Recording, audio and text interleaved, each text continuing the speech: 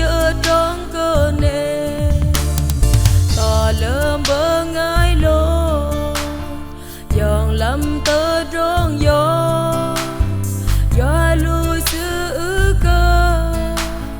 chúa lui cơ ra ra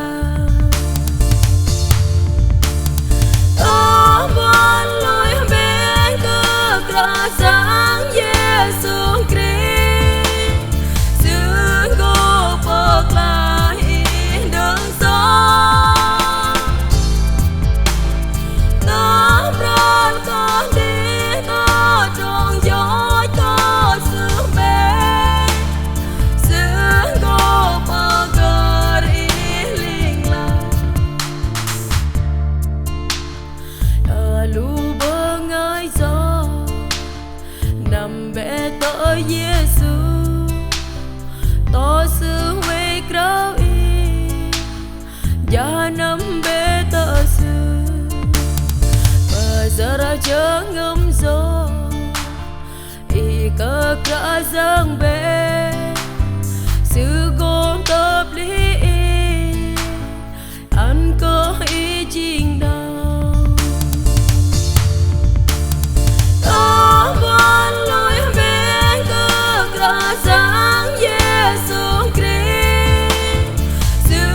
cô bậc là in đường gió tấm ran con đi ta trong gió có sương bên xứ cô bậc in linh làng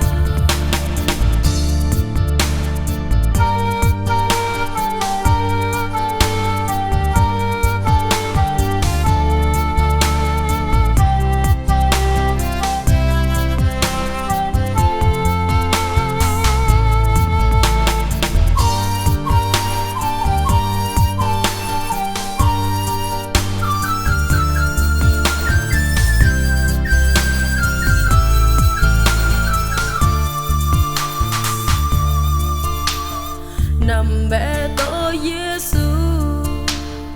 nè cơn gô đuôi ô doa bên ư cơ ba là dơm bên gô lô anh y tên cha luôn